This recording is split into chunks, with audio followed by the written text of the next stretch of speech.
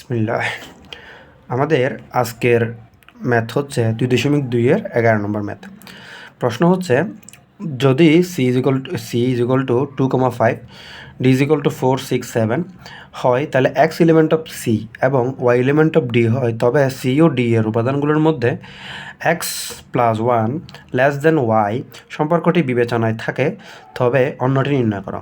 এখন এই ধরনের আমাদের একটু মাথায় রাখতে হবে, যখন আমাদের অন্য নির্ণয় করতে বলবে তখন আমরা এই যে c আর d এর ক্রস করব। সি আর ডি এর কী করবো? ক্রস, নট গুণ। এটা হচ্ছে ক্রস, সেটের ক্রস যেটাকে বলা হয়।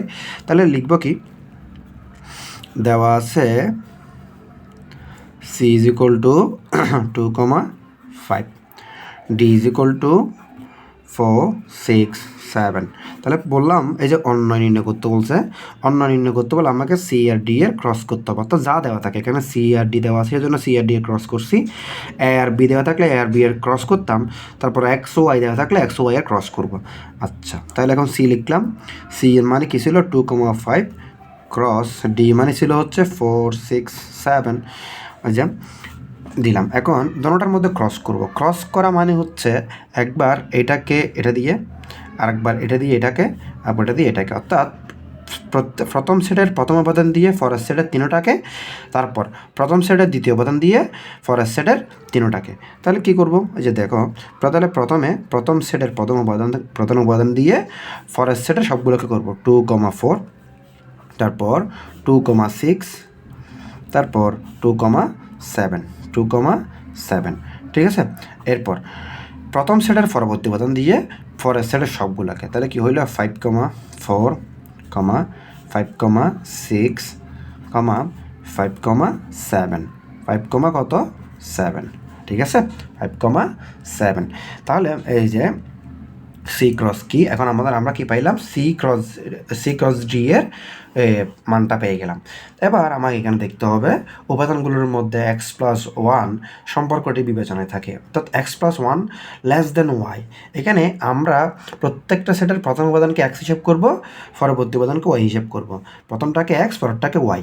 তাহলে এই হিসাব করে এইটার সাথে, এই যে এইটার সাথে কোনটা মিলে সেটা আমাকে হিসাব করতে হবে। তাহলে দেখো, এটা যদি এক্স হয়, এক্সের সাথে ওই এই শর্ত অনুসারে এটা যদি এক্স হয়, এক্সের সাথে ওয়ান যোগ করলে সেটা কি ওয়াই থেকে ছোটো হয় কিনা? এটা এক্স, এটা ওয়াই, ঠিক আছে। এক্সের সাথে যদি আমি ওয়ান যোগ করি, অর্থাৎ 2 এর সাথে যদি ওয়ান যোগ করি তাহলে 3 হয়। তাহলে 4 থেকে অবশ্যই 3 ছোটো, তার মানে এই শর্ত অনুসারে এটা কি গ্রহণযোগ্য। তাহলে আমরা লিখব এখন এক্স প্লাস ওয়ান ওয়াই সম্পর্ক বিবেচনায় অন্যয়গুলো কি, মানে অন্যয় মানে সম্পর্কগুলো হচ্ছে আর কি। তাহলে প্রথমে এটা গ্রহণযোগ্য হচ্ছে কি, এই যে 2,4 কি হচ্ছে? গ্রহণযোগ্য হচ্ছে। তারপর এটা দেখো, 2 এর সাথে 1 যোগ করলে, এই যে 2 এর সাথে 1 যোগ করলে 3, যেটা অবশ্য 6 থেকে ছোটো, তার মানে এটাও গ্রহণযোগ্য, ঠিক আছে, এটাও গ্রহণযোগ্য।